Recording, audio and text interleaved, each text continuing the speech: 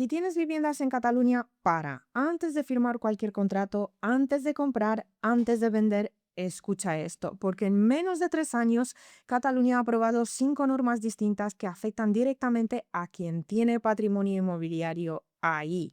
5 normas en menos de 3 años. Y hay propietarios que hoy están incumpliendo la ley sin saberlo, con sanciones que arrancan en 9.000 euros y llegan hasta 900.000 euros. No es exageración, es el régimen sancionador en vigor desde enero de 2025. Hoy vas a entender exactamente qué territorio pisas, qué reglas aplican a tu situación concreta y si Cataluña es realmente una inversión o una trampa fiscal disfrazada de oportunidad. Porque realidad es que, a pesar de ser el territorio con la regulación inmobiliaria más agresiva de España, es la cuarta ciudad más atractiva para inversión inmobiliaria de toda Europa. ¿Cómo se explica esta contradicción? Hoy lo vamos a ver. Bienvenido y bienvenida a Más allá de los impuestos. Soy Carmen Visiranu y trabajo con clientes que necesitan tomar decisiones fiscales seguras, con estructuras que les den paz y rentabilidad. Empezamos. Puedes pensar que esto es ajeno a ti, pero hay 3 razones por las que este episodio sí va contigo, aunque no tengas un solo metro cuadrado en Cataluña. La primera, si tienes patrimonio en cualquier parte de España, lo que Cataluña aprueba hoy lo estudia el resto de comunidades mañana. Ya ha pasado con las zonas tensionadas que están sobre la mesa en varias autonomías. La segunda, si estás valorando dónde invertir, necesitas entender por qué Cataluña, con uno de los mercados más demandados de Europa, también está expulsando capital. Eso afecta a los precios y al mercado en todo el territorio. Y la tercera, si tienes estructura societaria con presencia en cualquier comunidad, el concepto de gran tenedor y sus consecuencias fiscales son un marco que se replica. Conocerlo aquí te prepara para lo que viene en otros territorios. Empecemos por el momento de la compra, que es donde el impacto se ve de golpe en el bolsillo. En el resto de España, el ITP, el impuesto que pagas cuando compras una vivienda de segunda mano, varía entre el 6% de Madrid y el 10% que tenía Cataluña hasta hace poco. Esa diferencia en una vivienda de 500.000 euros son 20.000 euros más de impuestos solo por comprar en Barcelona en lugar de Madrid. Eso ya era así, pero desde junio 2025 el decreto ley aprobado ha rediseñado por completo la tarifa. Ahora el ITP en Cataluña funciona por tramos según el valor de la vivienda. Para valores de hasta 600.000 euros el tipo es del 10%, pero a partir de 600.000 y hasta 900.000 se aplica el 11%. De 900.000 euros a 1,5 millones el 12% y por encima de 1,5 millones el 13%. Esto significa que en una vivienda de 800.000 euros no pagas el 11% sobre los 800.000 euros enteros. Los primeros 600.000 tributan al 10 y los restantes al 11. En total, 60 más 22 es igual a 82.000 euros en ITP, frente a los 48.000 que pagarías en Madrid por la misma vivienda. La diferencia ya es de 34.000 euros. Pero para ciertos compradores existe un tipo especial que lo cambia todo, el 20, el doble del tipo general. ¿Cuándo aplica? Cuando quien compra tiene la condición de gran tenedor. Y aquí está la parte que más sorprende en consulta, porque ser gran tenedor en Cataluña no significa lo que la mayoría cree. Aclaremos este concepto y vamos a hacerlo desde cero porque hay mucha confusión sobre este concepto y las consecuencias de no entenderlo bien son muy caras. En Cataluña conviven dos definiciones de gran tenedor según para quien se aplique.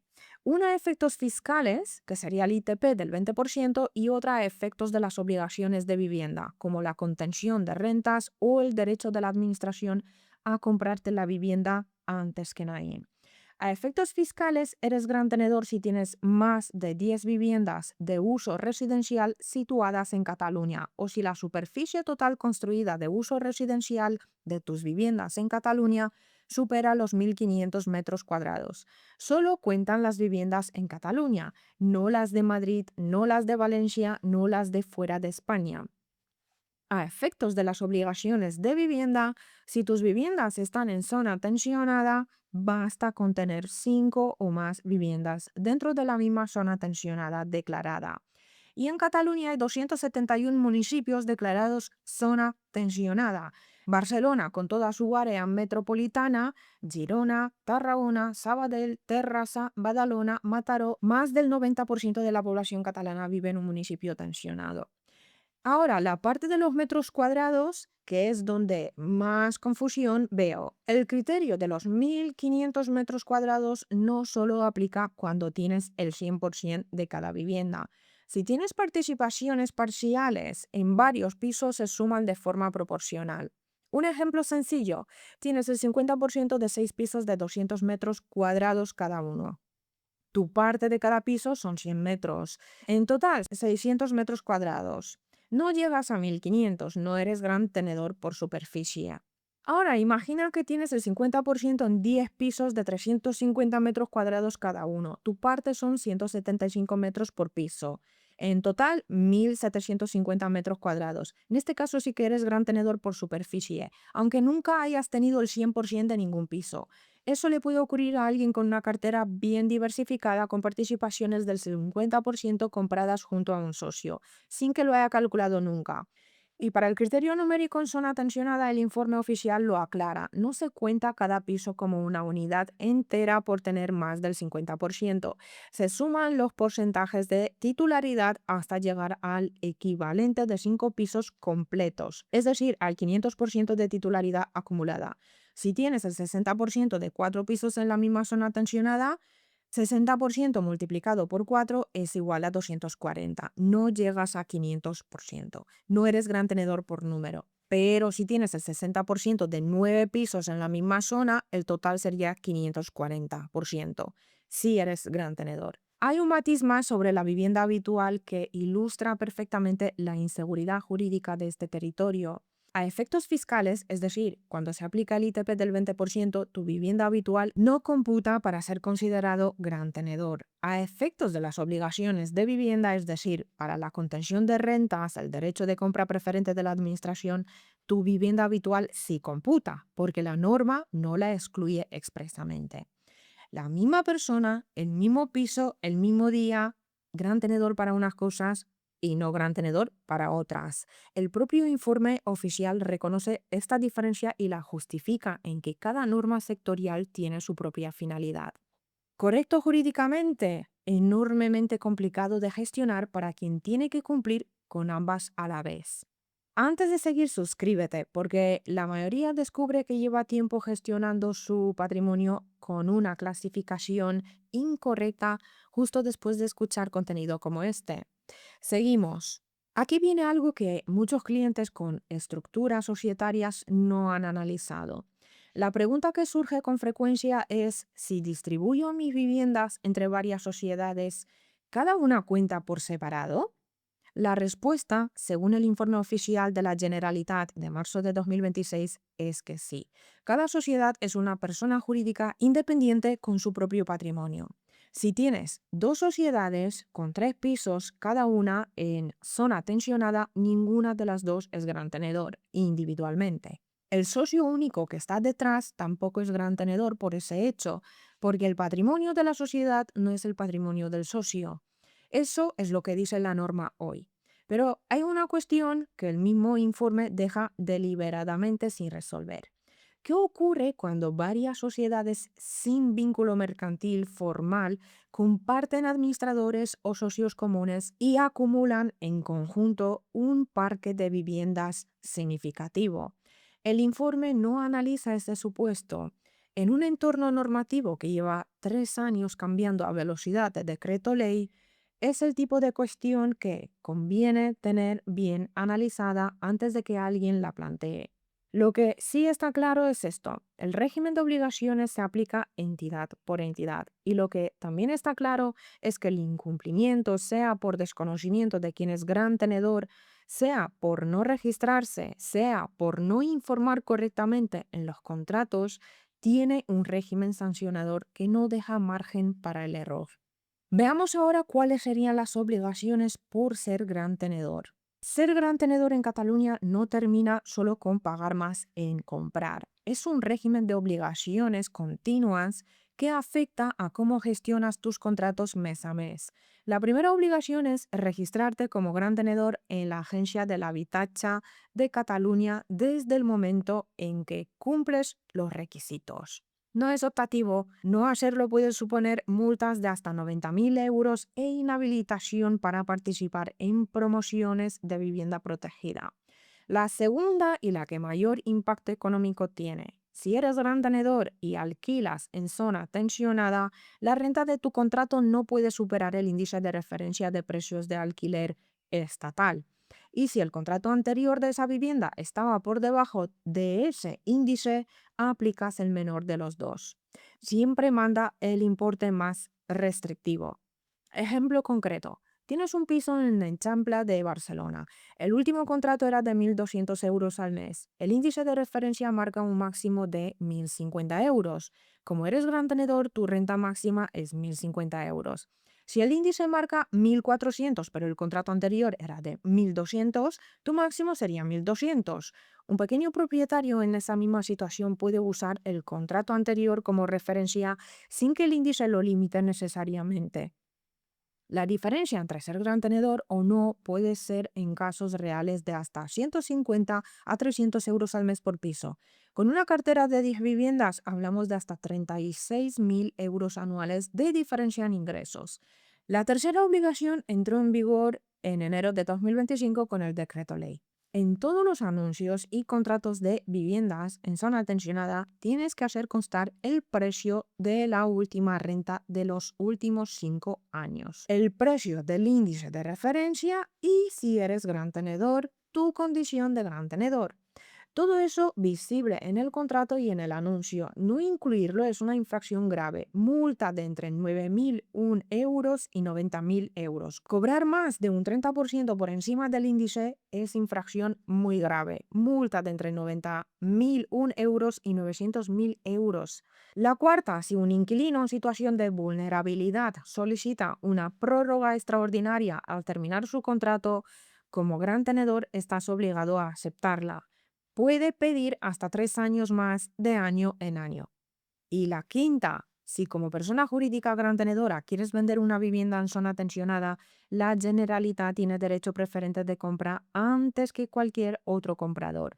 Vendes al precio que hayas pactado, pero vendes a quien la administración decida si ella decide ejercer ese derecho. Durante los últimos 2 años, muchos propietarios habían encontrado en el alquiler de temporada una salida a las limitaciones del alquiler habitual. Contratos cortos, renovables, que quedaban fuera del régimen de contención de rentas. Desde el 1 de enero de 2026, la nueva normativa cierra esta vía. Ahora, cualquier contrato, con independencia de su duración, se considera de vivienda habitual, salvo que el propietario acredite documentalmente la causa concreta de la temporalidad: trabajo, estudios, motivos médicos.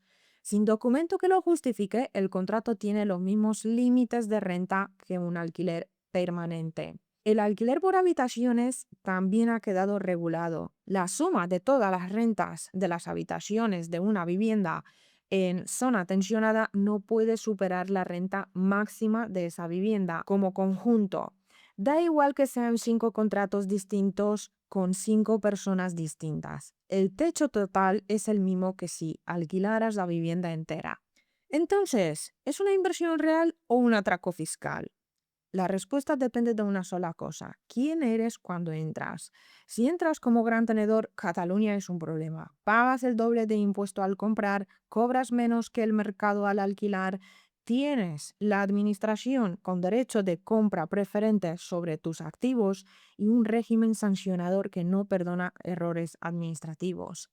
La rentabilidad por alquiler no aguanta ese marco, es un atraco, con norma publicada en BOE.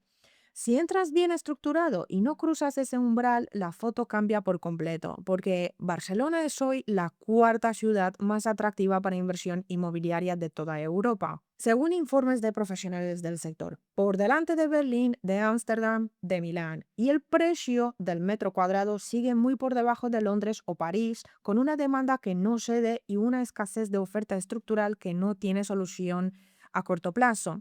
Y ahí está la clave para quien escucha desde fuera de Cataluña. Los inversores europeos que siguen comprando en Barcelona no vienen a vivir de las rentas del alquiler, vienen a comprar activo en un mercado que lleva una década revalorizándose, en una ciudad que no se puede replicar. El clima, la infraestructura, la conectividad, la comunidad internacional consolidada, eso no lo regula ningún decreto ley. La regulación ha golpeado la rentabilidad por alquiler, no ha tocado la revalorización del activo, y para un perfil patrimonial con visión a medio o largo plazo, esa distinción lo cambia todo. Cataluña no es un atraco para quien entra sabiendo en qué categoría está, es un atraco para quien entra sin saberlo. Y eso es exactamente lo que separa a quien toma decisiones con criterio de quien no.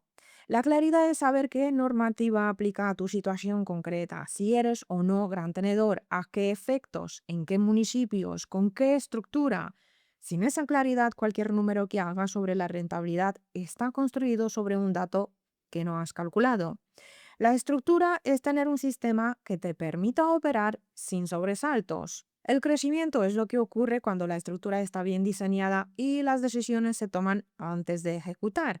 Hemos evitado costes de decenas de miles de euros analizando operaciones antes de firmarlas. Y la libertad es lo que queda cuando todo lo anterior está resuelto. Gestionar un patrimonio en uno de los mercados más demandados de Europa, con la certeza de que estás dentro del marco legal, que Hacienda no puede sorprenderte y que tus decisiones las tomas tú, no las toma la normativa por ti. Si te sientes reflejado en alguna de las situaciones de hoy, esta es la clase de análisis que conviene hacer con calma, con un equipo que entienda que tu patrimonio no tiene fronteras. Te dejo los datos de contacto en la descripción de este episodio. Gracias por acompañarme una semana más. Esto fue Más allá de los impuestos. Nos escuchamos en el próximo episodio donde seguiremos transformando lo que es impuesto en lo que es tuyo.